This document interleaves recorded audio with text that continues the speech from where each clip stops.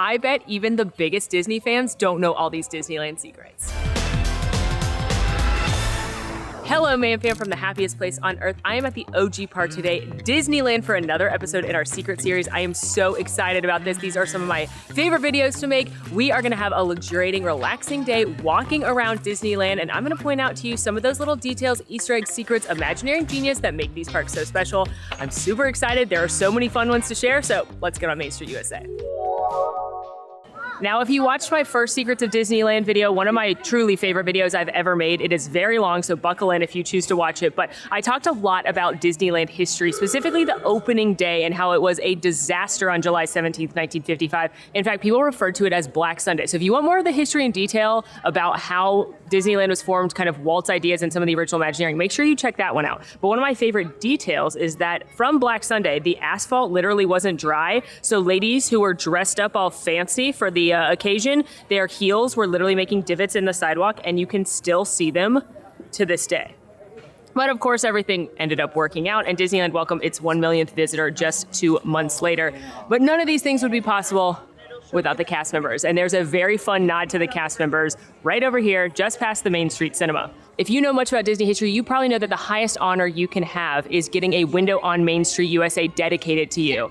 These are all fictional businesses, but they are real names of people that built, designed, dreamt up, worked here, made this place possible. And there's one very, very special one. Right here, just past the Main Street Cinema, you've got the Disneyland Casting Agency, open since '55. That's when Disneyland opened. And you've got a quote by the founder and director emeritus, Walter Elias Disney: "It takes people to make a dream a reality," which is a very sweet nod to all the cast members. But a very funny nod to all the cast members is right here at the casting agency. They've got a bulletin of different jobs they are recruiting for. And if you read them, all of them have to do with different places around the park. You've got things like the mountain climbers, sought for alpine-themed production, auditions for Snowfall, Matterhorn mountain features. That's because when the Matterhorn opened, they actually had people going up and down the mountain. They also had mermaids in the lagoon right next to it, so there's an ad for mermaids. Speaking of the Matterhorn, they had a basketball club because there's actually a basketball hoop inside that cast members play on their breaks.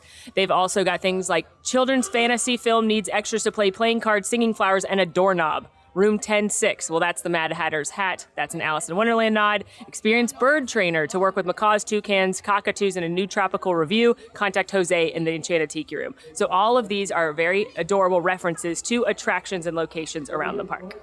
Okay, I'm not going to read all of these, but one more just caught my eye, and it's the train conductors. Contact the Carolwood Pacific Railroad. That is for the train, of course, but Carolwood Pacific is the name of Walt Disney's backyard train that he had in his LA home. Auditions at Ghost Relations. Hilarious. The things you will find exploring at Disneyland: popped into the record store on Main Street, which is actually now a pin store because I'm here with my friend Tara. She's right here. She was buying a pin, and she's like, listen to the music in here because it's the only place they don't have to play Disneyland background music. And no, they're playing the Guardians of the Galaxy soundtrack right now. And we asked the cast member, we assumed, and she confirmed, that because this is quote unquote a record store, they're playing records that you could buy here. And whilst you could no longer buy records here, you could at one point, and that's exactly right. They're a record store, they're promoting the albums. So she said they have a list of different Disney movie soundtracks and TV soundtracks they can play in here. This is the only place that they can play real non-Disney background music on Main Street. Our next stop is the Penny Arcade. This is the confectionery on Main Street, the Candy Palace, where you can get delicious treats like my favorite, the churro toffee. But there is a very old antique in the back of the Candy Palace here, which is kind of, all of Disneyland. It's cool that so many things at Disneyland are like, yeah, this was Walt Disney picked this out. He touched this. And that's what we're looking at right now. All the way in the back, you have a concert orchestrian. My friend in the back is telling me how to say things. And it was built in Germany in 1907. Walt Disney himself purchased it in 1953, and it's been here playing music on Main Street ever since opening day in 1955. And it's still sounds wonderful. You can actually see the next performance right here with the times. Right now it's playing spooky music because it's Halloween season, but it's a very neat thing to think this is well over 100 years old and Walt Disney himself put it here opening day, and it's danced and played ever since.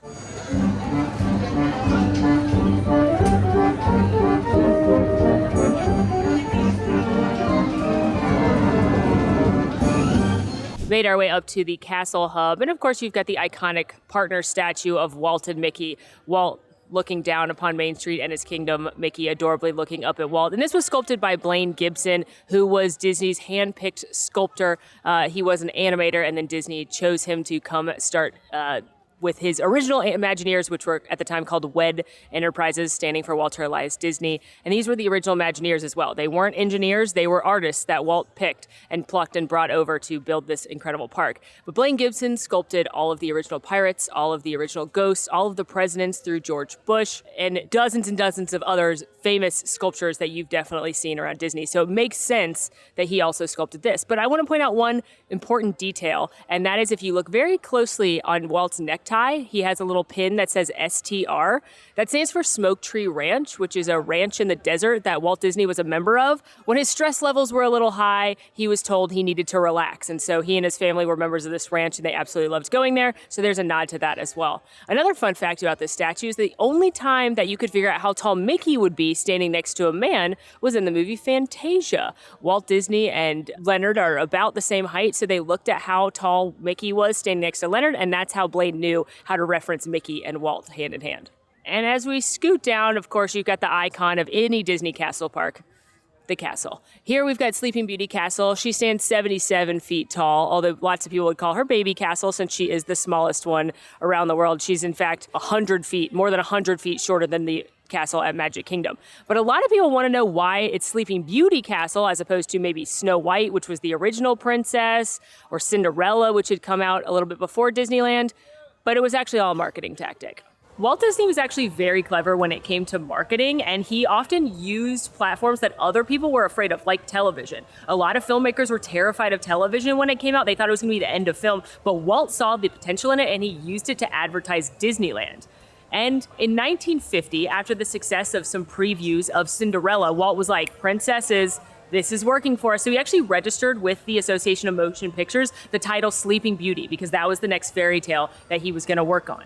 That movie would take almost a decade to make. It didn't come out until 1959. Disneyland opened in 1955, but Walt thought, why would I advertise for Cinderella or Snow White? Those movies already came out and made us money. Now we're going to advertise for our next fairy tale, our next princess, which again was Sleeping Beauty. Now, when the park opened, you weren't able to go through it. They did have the drawbridge open on opening day, but the way that you can walk through it now didn't happen until 1957 when they added in some Sleeping Beauty displays and the beautiful music, which you can still go through today. But I love the idea that Walt Disney was like, castle, biggest thing in the park, thing everyone's gonna look at? Yeah, we're gonna basically make it a giant billboard for a movie.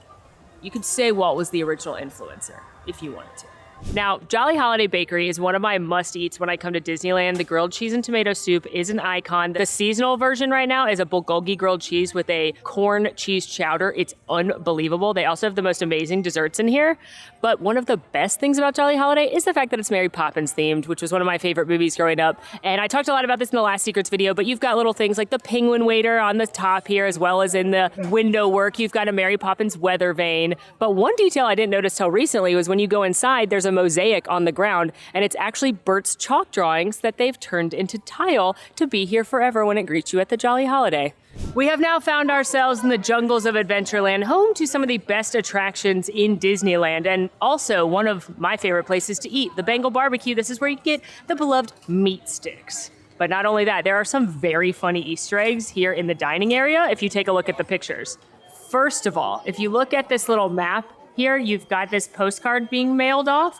The address on there, that's the fire station on Main Street where Walt Disney's apartment is. Now, Alan and I Googled the name and could not figure out who it is, but it is Walt Disney's apartment address, so he's getting some mail, or someone named Chris is getting some mail. Additionally, maybe my favorite thing in here is this picture. Disney nerds, you guys know about SEA, which is the Society of Explorers and Adventurers, and it's a fictional society that dates back decades and decades ago and has famous members such as Indiana Jones. There's lots of lore about SEA around all the Disney parks around the world. It has to do with the Adventurers Club and the now extinct Pleasure Island. You'll find a lot of things in the Adventurelands around the world. You'll even find things at the water parks. And in this picture right here, you can see that they are having an SEA meeting, and it primarily features sitting down right there in the chair, who is from Mystic Manor, which is an attraction in Hong Kong Disneyland, and he's meeting with other prominent members of the society. But most importantly, if you look on the far left, you've got Harrison Hightower, and he's holding the mystical icon as seen in Tower of Terror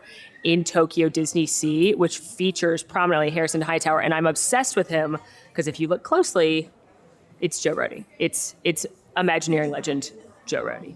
Additionally, in this corner, there is a photograph of Charlie Allnut and Rose Sayer from The African Queen, which was a non-Disney movie that came out in 1951 and is said to have inspired Walt Disney to make The Jungle Cruise. So in this definitely photoshopped picture, they are sitting on a Jungle Cruise boat. They've got the original Trap Safari behind them, and they have a plush of Albert, which is the monkey character seen on Mystic Manor in Hong Kong. Now, we can't talk about Adventureland without talking about one of Disneyland's finest attractions, the Indiana Jones Adventure. And I know I talked about this in the last series, but I have learned somehow even more secrets because Disneyland is like Gretchen Wiener's hair. It's full of secrets.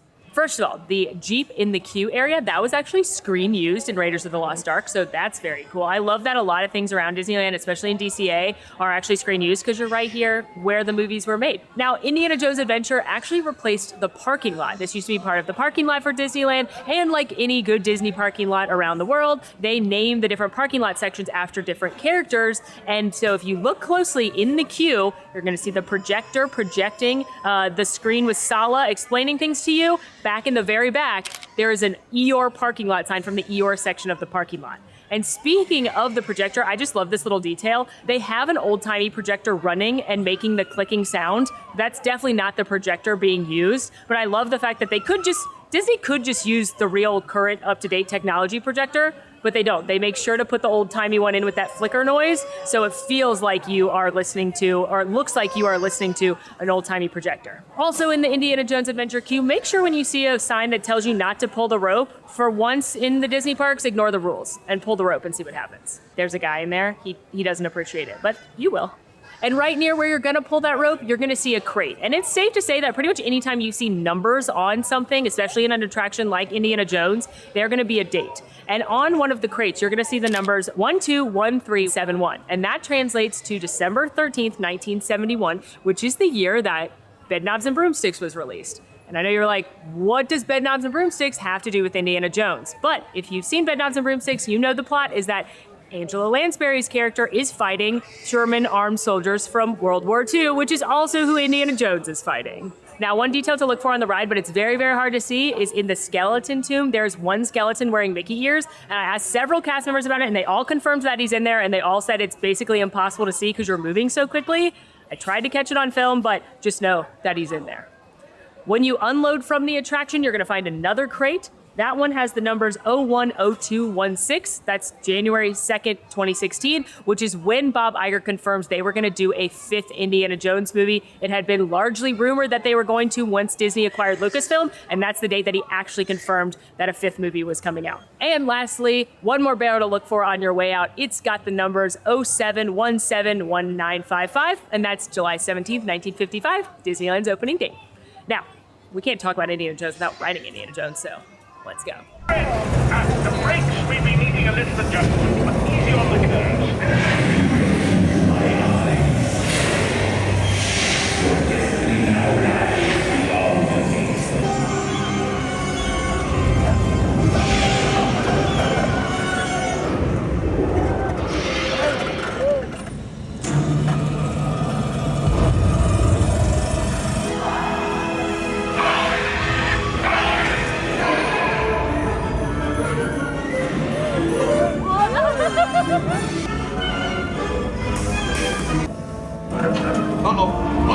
Get me out of here! Tourists. All right, it's time to get our steps in as we head into the Adventureland Treehouse. Now, this was an opening day attraction inspired by the Swiss Family Robinson. It underwent refurbishment years and years later and was Tarzan's treehouse, and it just reopened again after another refurbishment earlier this year to convert it back to the Adventureland Treehouse inspired by Swiss Family Robinson. There's a couple of fun things we're gonna look for. For starters, when you meet Jane the ostrich inside, she's very friendly. That is thought to be a reference to Jane from Tarzan. Now, this is another place where you're gonna see a lot of references to SEA. Make sure you're looking at the book covers, especially in Daughter's room.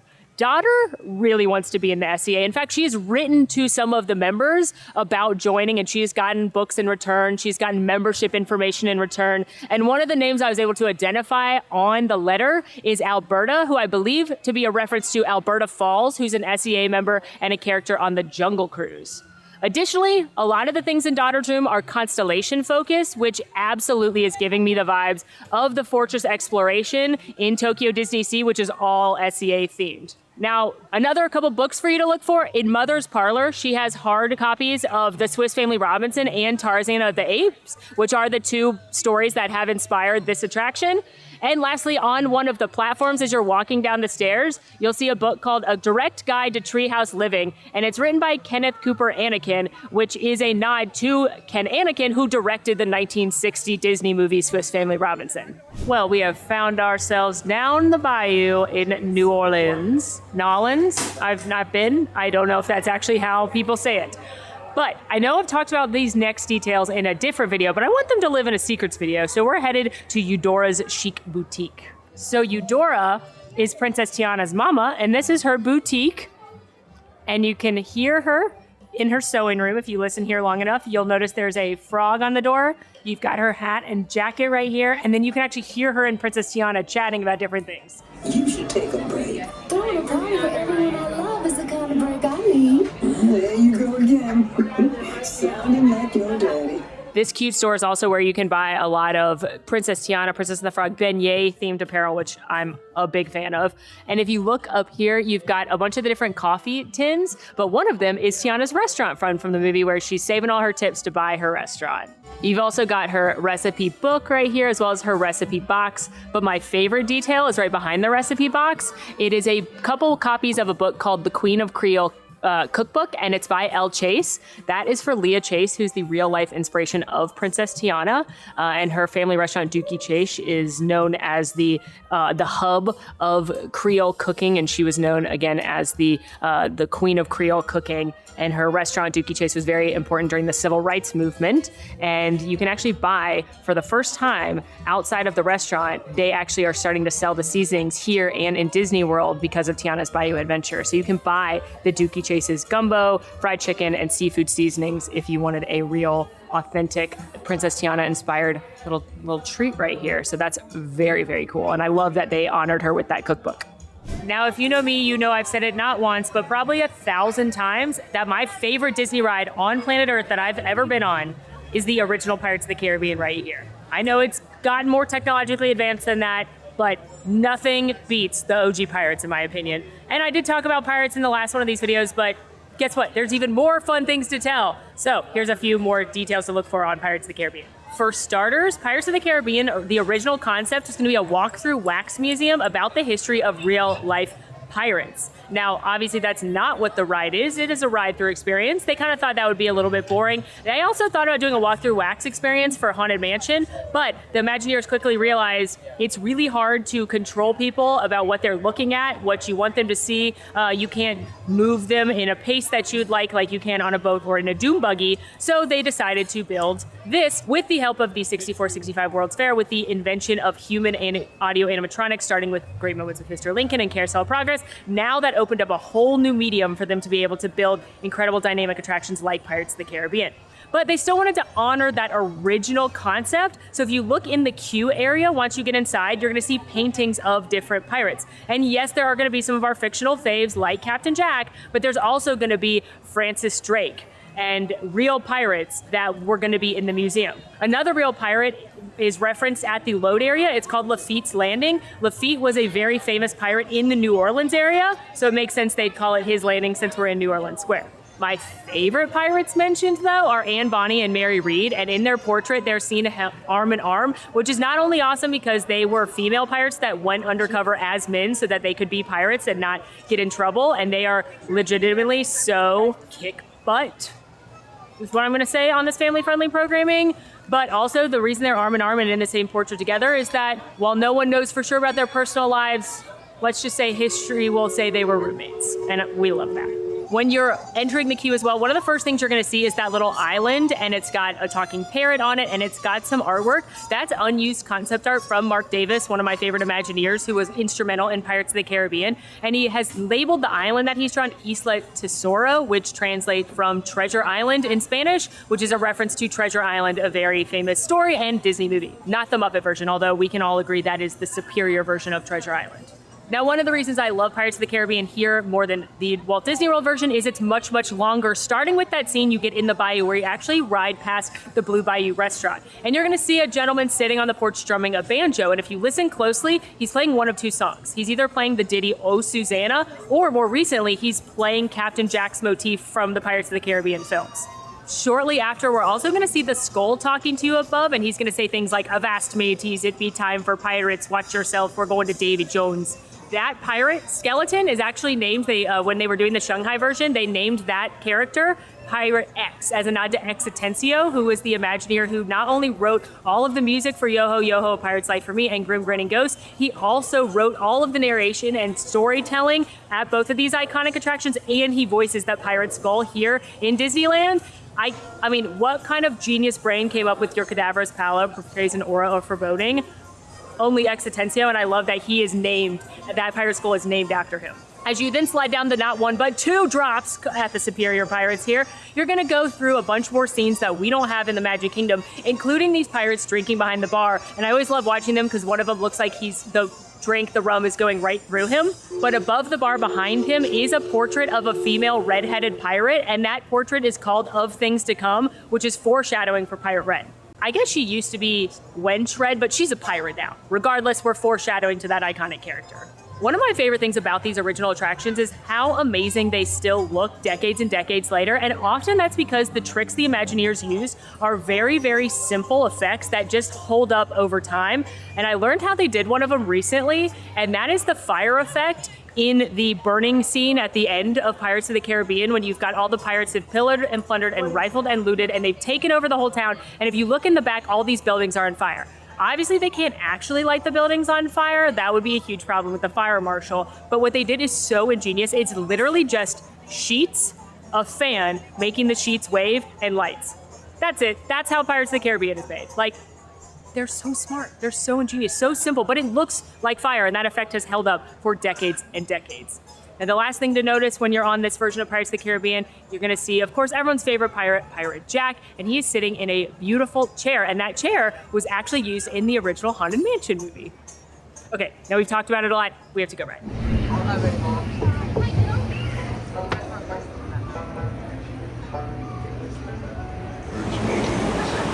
Dead men tell no tales.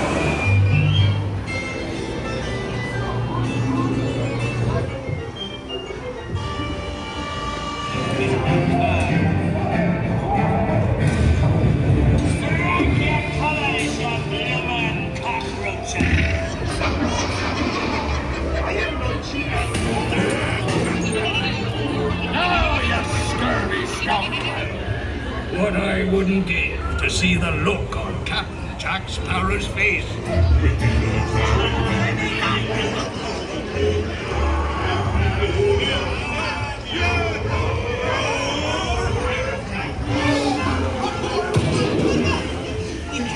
And it's many shining the morning. There's a career what can be one morning.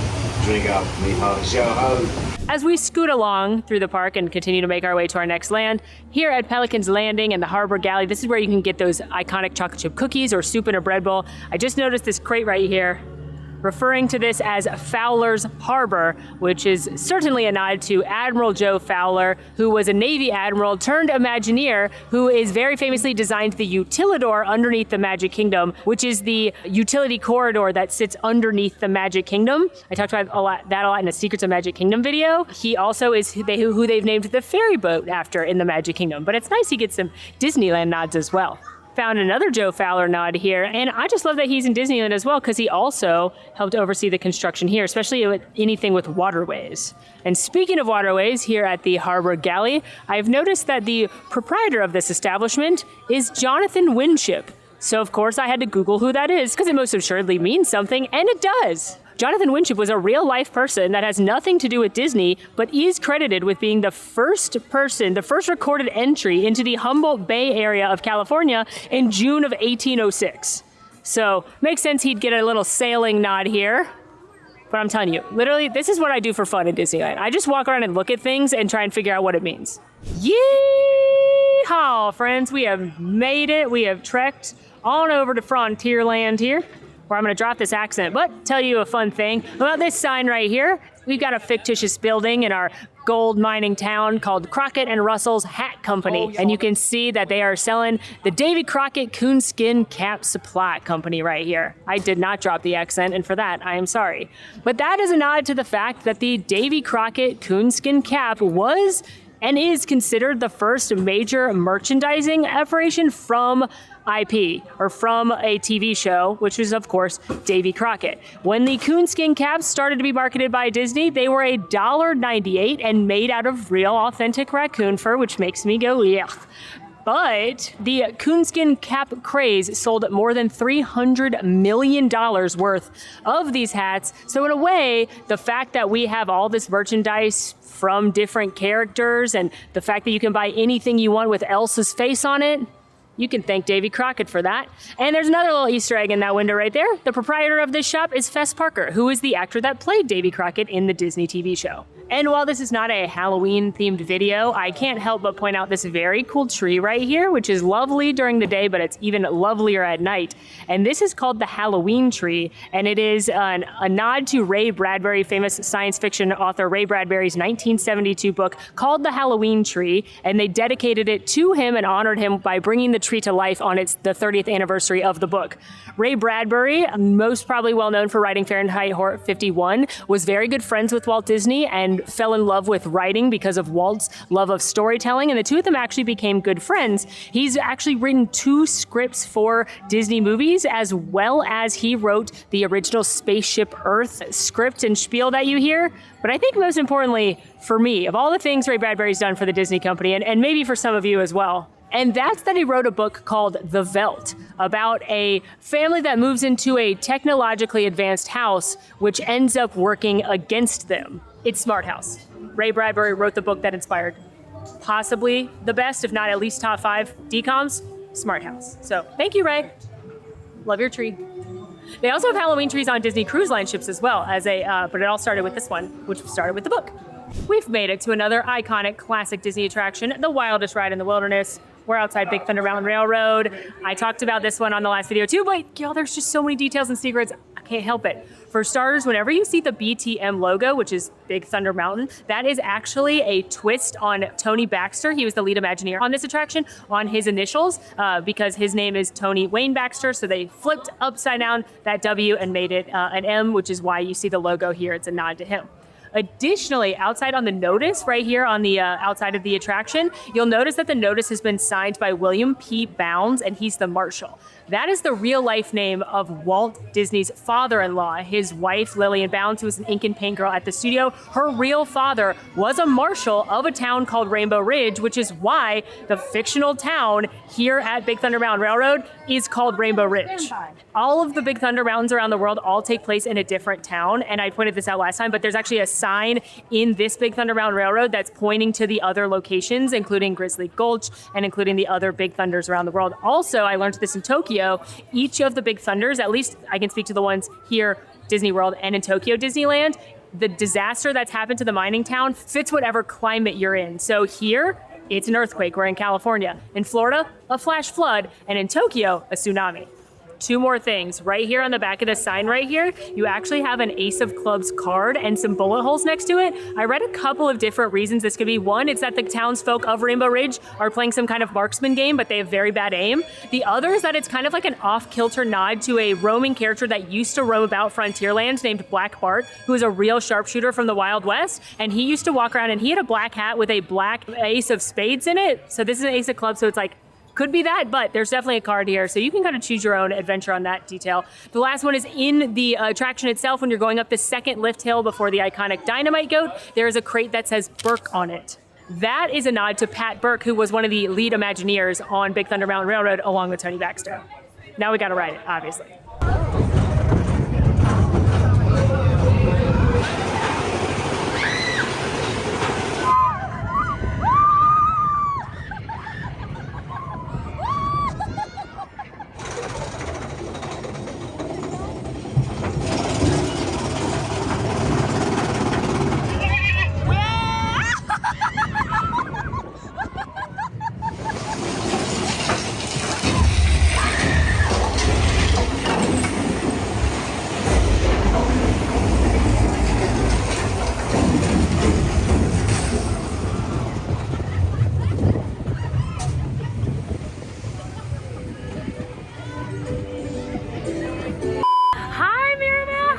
Isabella!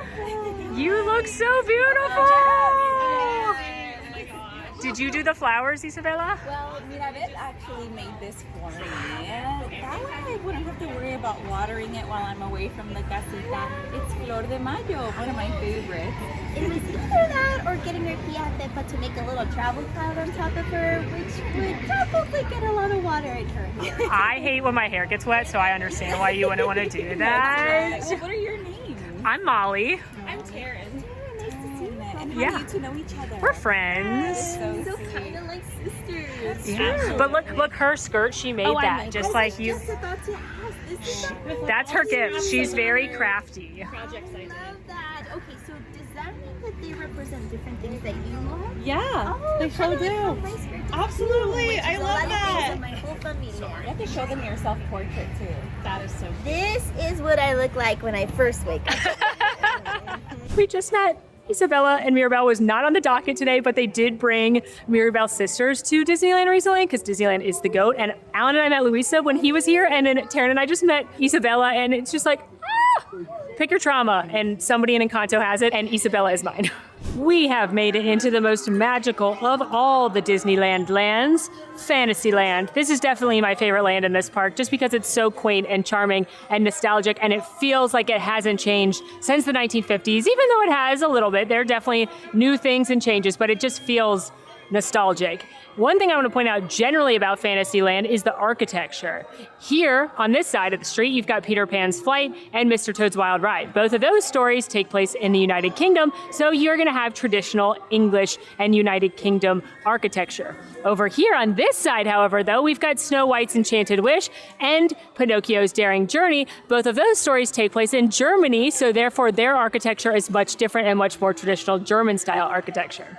Now, this is the OG Peter Pan's Flight. I think I like it slightly better than the one in Walt Disney World just because there's one part where you sail over Giant Neverland, and I absolutely love that part. But a big difference between this one and that one is that one moves on a conveyor belt like an Omnimover attraction. This one, that technology didn't exist yet, so it's just a stop and load just like your other Fantasyland rides, although they both are the hanging rails. But a couple cute details to look for in this one. When you go through the nursery scene with Peter Pan and poor Nana, you're going to notice the blocks on the ground spell out Peter Pan and Disney.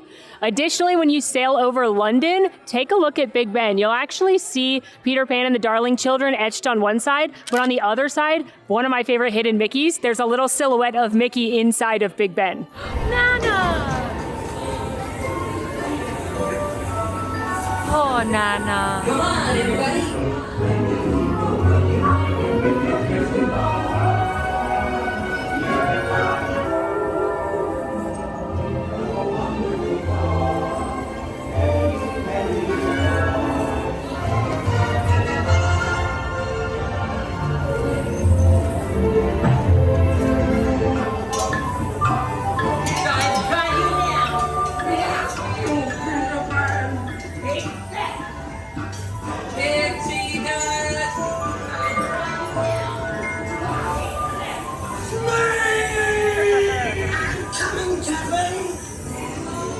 And as we continue on, we've got Mr. Toad's Wild Ride, a classic, a favorite. And make sure you look up, you've got the Toad family crest up here. It says Toadi acceleratio semper absurda, which I butchered. That's Latin for a speeding toad is always absurd. Think we can all agree with that. Also, when you go in and you're waiting inside Toad Hall, not only are you going to notice he's decorated really like Joan Calamezzo with just his own face everywhere, but if you take a look at the books, there are funny titles that all have to do with frogs, amphibians, and toads.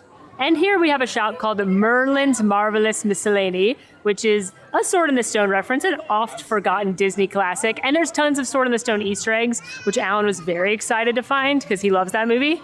For starters, you've got a lot of Merlin's objects around, like his different potion making. This is his little scientific potion kit that he had going on in the film. Walking in, you've got Higatus, Figatus, Bigatus, Bum, the words to the spell from Sword in the Stone. A few more of Merlin's objects along the shelves here, as well as Merlin's glasses. But my favorite of the Sword in the Stone Easter eggs is inside. There's actually two I really like. The first is the jousting dummy from when he's teaching Arthur how to joust. You see this dummy in the movie. And then I also like Archimedes, his perch right here. Archimedes is Merlin's owl. And there's just other fun little nods to Sword in the Stone around. Like there's dragons for the duel with Madam Mim. There's these little inventions and things you'll see Merlin teetering with and potions and spell books. But yeah, I think the jousting dummy and Archimedes' poach are my favorite.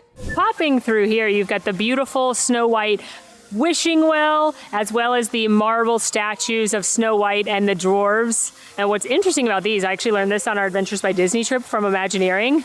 They were ordered in the wrong size, so they had to make Snow White sit up top for forced perspective to make her look bigger, because otherwise she and the dwarves were roughly the same height, which just wouldn't do. Oh my gosh, Taryn just blew my mind. Every 15 minutes or so, the fountain comes to life and Snow White sings, and if you listen inside the wishing well, you can hear the echo, just like at the beginning of the movie. Oh, Disneyland is full of wonder and charm and magic.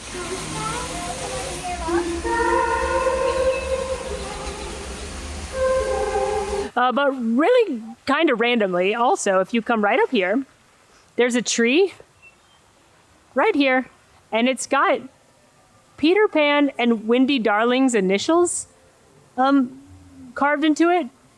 It doesn't really make sense because this area kind of has nothing to do with Peter Pan's flight, except for the fact that it's literally right there. You can hear it. Like I can hear the nursery scene over and over and over again right there. So I guess it makes sense, but Peter Pan and Wendy have been here. Now, as an avid ear collector, this shop is one of my favorites in all of Disneyland. It's called the Mad Hatter, and the first detail that's fun is the different hats on there, even though some of them are color swapped. Like, that's Captain Hook's hat, even though it's blue. That's the Mad Hatter's hat, even though it's brown. You've got Peter Pan's hat, one of Donald's nephews, Huey, Dewey, Louie's hat, and the mouse ears say Alice on them. But the bigger fun detail about this whole building is that it's the White Rabbit's house from Alice in Wonderland. Looks like he's having an unbirthday party. And you may remember that she destroys his home in a violent moment in the film. She gets way too big and then destroys his home. But I like that you can look around here and see all his nice rabbit decor, family photos of tons and tons and tons of rabbits. You've got carrots painted everywhere. And if you look at this mirror for long enough with the caterpillar on it, you may see, oh, there he is, a surprise face. Oh, and this is cute too. You've got up top the Nutcracker and different potion bottles and things, but if you look closely on all the bottles, they've got little drink me tags. And a very fun detail, you can even see where the White Rabbit, where the roof is different. I presume that's where he had to patch and thatch and fix his roof after Alice just dramatically tore it apart. If you didn't believe me, there's his door. Next stop, one of my personal favorites, the Matterhorn Bobsleds, which I don't think everyone agrees with because it is violent. Like if you don't have a bruise getting off the Matterhorn, did you even ride the Matterhorn? But that's because it's the first of its kind steel roller coaster that opened up in 1959. I mentioned earlier there's literally a basketball hoop in there that the cast members play with. And there used to be actual like mountaineers climbing up it as part of the aesthetic. There also used to be a hole in the middle of it, and the Skyway buckets went all the way through it. Unfortunately, they had to close the Skyway buckets because guests were climbing out of them, which is bad. But there is a nod to said Skyway buckets in the attraction. At one point, you are going to run into an area where the Yeti has destroyed things, and there's 2 downed Skyway buckets, and they're number 59 for the year this attraction opened, and unlucky number 13. There's also, I talked about this in the last video, but worth mentioning again, a nod to Frank Wells, who was a Disney CEO and tragically died in a helicopter accident, but he was a mountaineer, very passionate about hiking. That was his hobby. So they put him here at the Matterhorn to live on and honor his legacy. Now we gotta go. Whee!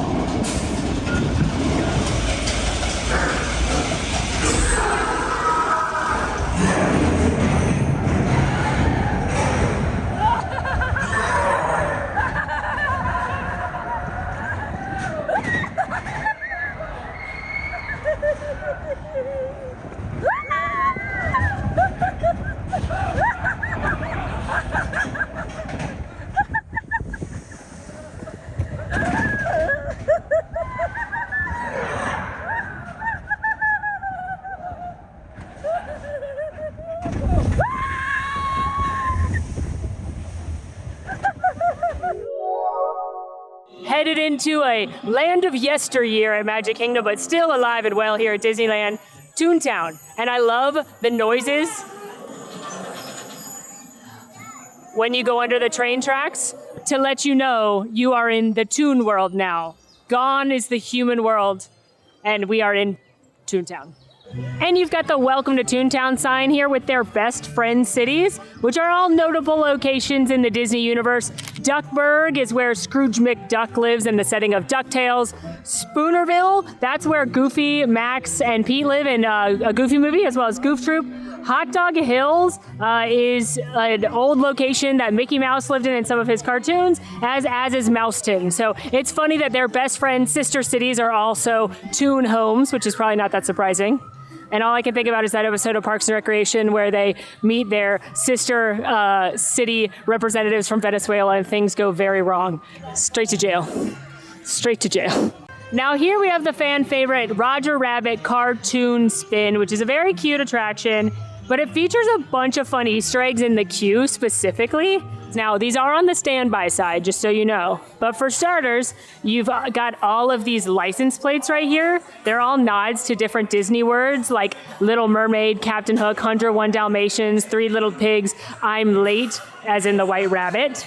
Right here, we've got the Ink and Paint Club, and the bouncers here. You can see Jessica Rabbit's in the window, but the Ink and Paint Club is a nod to Ink and Paint, which was a originally all-female department in animation. They were the ones that actually added the color to all of the cells that were drawn by the animators. This bulletin board right here is very fun, as there's a bunch of nods to different Disney things. For example, a magic feather has been lost. You need to send it to Timothy Mouse, because that's Dumbo's feather. You've also got Singing Lessons by Clara Cluck. Right here is a nod to Melody Time, which is one of the Disney anthology films that came out in the 40s when they were not having a lot of money because of the war, so they put a bunch of shorts together as opposed to making long movies. It does request no giants, please, though, which makes me think Willie the Giant from Fun and Fancy Free is not welcome. And speaking of Willie the Giant, they're selling the singing harp that was used once in that movie. Because remember, we're in Toontown, so all the props are real. And as we move a little further into the queue, you're going to see Baby Herman smoking a cigar, who I remember fondly from the cartoon before Honey, I Shrunk the Kids. And my favorite detail probably in this whole queue is you've got the ingredients for dip right here, the iconic dip used by Judge Doom. And if you were to actually put all these ingredients together, you'd make paint thinner, which is ironic considering that's what is used to kill cartoons made of paint. Toontown is also home to Mickey and Minnie's Runaway Railway. It's held in the El Capitan Theater here. That has so many Easter eggs and details that I talked all about in the first Secrets video. But what I want to talk about this time are some things in the Engineer souvenir shop inside. For starters, if you look down on the ground, the whole thing is that wooden toy train track that a lot of us had, except for it's been Mickey designed, which is not surprising. On a chalkboard in the back of the shop, you can see the train schedule, and it includes all of our favorite settings from the Best Friend sign, like Duckburg and Hot Dog Hills. Up on the top of the shelves, there's tons of different train-themed props and Easter eggs, but I love, in particular, the gigantic train whistle on hold for Willie the Giant. Also up top, there are various cutouts of places in Mickey cartoons, including places from Mickey and the Roadster Racers, copies of Mickey and Minnie's houses, things from House of Mouse. But a little one that I particularly felt fond about was they've got Minnie's Style Studio, which is in Tokyo Disneyland's Toontown. On a sign behind the register, you've got another date Easter egg with the opening day of Disneyland being listed. And lastly, because everything's real and these movies were shot with three-dimensional real props, not just drawn when we're here in Toontown, you can see some props from the 1940 short Mr. Mouse Takes a Trip, which is an iconic look of Mickey's where he's got the little hat and the cane and the suitcase from his train ride. Over in Toontown, you've got a little walk-up market called Good Boy Grocers featuring Pluto, and this is where you can get some snacks and things. But look in the windows, and you're going to notice some nods to classic characters, including Doug, the dog from Up. That makes sense he'd be here at Pluto's grocery store. You've also got all these cereal boxes, which have nods to characters, including the Lonesome Ghosts and alphabet soup cans, like in a Goofy movie. But perhaps my favorite details in this land are up on this backdrop right here, the Toontown rolling hills. Couple hard ones to see, but if you look in the way back, there's actually a windmill, and that's from the 1930s cartoon, The Old Mill. Disney pioneered technology and used it on this called the multiplane camera. So that's a fun one. If you look to the right of that, you're going to notice some more hills, and there's some odd streaky looking things that don't look like anything until you realize that in the middle, it's actually WDI for Walt Disney Imagineering. And perhaps most importantly is this barn that you can plainly see in the hills. That's modeled after Walt Disney's backyard barn, that Carolwood barn that I talked about earlier that was in his backyard. He designed it after his childhood barn in Marceline, Missouri, and now that barn exists in Griffith Park as an honorary museum to Walt Disney and his love of trains. Working our way into Tomorrowland, and we're going to talk about the Finding Nemo submarine voyage right here. This, you can go under the sea in these very small submarines and go on a little adventure with Nemo and the gang. I will warn you, if you are claustrophobic, this is not the ride for you. But it used to be 20,000 Leagues Under the Sea, and prior to that, it was just a submarine voyage. But a couple fun things to know is that the scuba divers you're going to see, those are Dr. Philip and Darla, who is the dentist, and Darla, the child from Finding Nemo. Additionally, to hear them and to hear different people, they're going to use the technology, the hydrophone, which was originally used in the submarine voyage plot. And that's also the fake technology they use at Turtle Talk with Crush so that we get to talk to Crush. And lastly, at the very end of the attraction, the captain, who you can hear on the loudspeaker, is going to joke about keeping your eyes open for your next voyage in case you see a sea serpent or a mermaid. And that's nods to two things that used to exist here. First of all, the sea serpent, it was on the attraction when it was 20,000 Leagues Under the Sea. And the mermaids are because when Disneyland opened, they had actual mermaids sitting out here on the lagoon, like real mermaids. Like that was something you could do, was be a Disneyland mermaid, and I regret so much that I was born decades too late to do such a thrilling activity. And now we encroach on one of the most iconic Disney rides, Space Mountain. And this is a rare case where Disney World actually got it first. And in the Magic Kingdom version of this video, I talked about how the Space Mountain takes place in is Spaceport 75, because Magic Kingdom's opened in 1975, which is why here at Disneyland, it takes place in Spaceport 77, because this one opened in 1977. As you're walking through the queue, there is a nod to Captain John Hench. He's known as Operative Captain John Hench, and that is a tribute to John Hench, who was an incredible Imagineer and an architecture genius. He designed the castles. He also designed Space Mountain, which was a huge architecture feat, especially in the Magic Kingdom, because they wanted it to look futuristic, and they also wanted to make it feel like you were flying through space when you're on the rocket ship, so they wanted to project asteroids and comets and things, but if you've got beams that are holding up the building, that destroys the projections. So John Hench had to pioneer a way to put the beams on the outside, giving Space Mountain its iconic look. So iconic, in fact, that it's even on this popcorn cart across the street that has one of my favorite roasty toasties, the Kick Butt Space Lady. Once you're inside the queue a little bit further, you're going to see a big spaceship, and it's labeled DL05. That stands for Disneyland 05, and that's because that's the year that this attraction went under a massive refurbishment. They put in speaker systems into the rocket ships. They changed a lot of the projections and got a brand new soundtrack, which was composed by, and I'm so sorry, I always butcher this gentleman's name, Michael Giacchino, and he is the composer that did things like Ratatouille, Up, non-Disney things like Mission Impossible 3 and Lost, but I mostly think it sounds like his work on the Incredibles soundtrack, which he also did.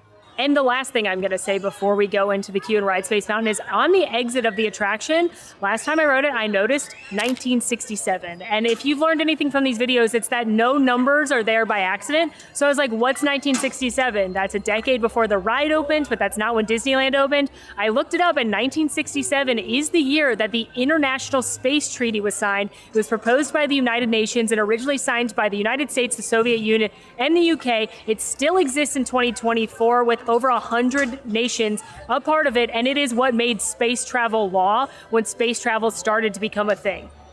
So that has to be what that's a reference to, because the Imagineers are geniuses.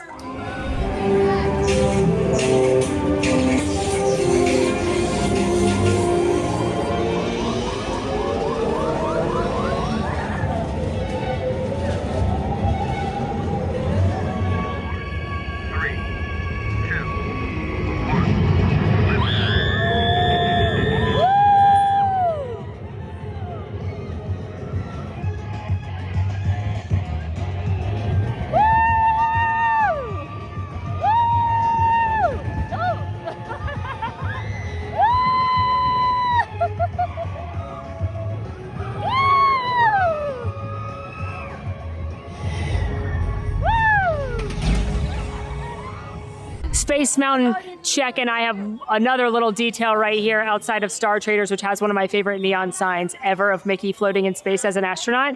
But right here on the crate outside, you have Disneyland's opening date, as well as, I have no idea what this means. I've looked it up. I've tried to make a Star Wars connection. I've tried to make a Disneyland connection. It could mean nothing, but I'm thinking it's Star Wars related. So if you're a Star Wars person and you can figure it out, that would be amazing. And speaking of Star Wars, in the Star Tours queue, I'm not going to ride that ride because it makes me very nauseous, but in the queue, there are crates of different droids that have been collected, and one of them is labeled as defective. It's actually Rex, who used to be the pilot on the original Star Tours and is now the DJ over in Galaxy's Edge at Oga's Cantina, but here he's marked as defective, and if you listen to him for long enough, he'll come on for just a second and say a garbled instructions from the Star Tours spiel that he used to do. Getting used to my programming. Well, friends, that is a wrap on another one of our secrets video. I hope this was fun for you to follow along. Like I said, I absolutely love doing these videos. I think the little details and Easter eggs and Imagineering touches are what make places like Disneyland so special. So definitely let me know your favorite one down in the comments. We've got another one of these for the other park coming, and we've already done a version one both here and at DCA, as well as all the Walt Disney World parks and the Universal parks. So go check those out as well. In the meantime, friends, make sure to rate, review, subscribe, follow us on social, come hang out with the Man Fam in Discord, and until next time, friends, I'm Molly, and it's been so magical. Bye.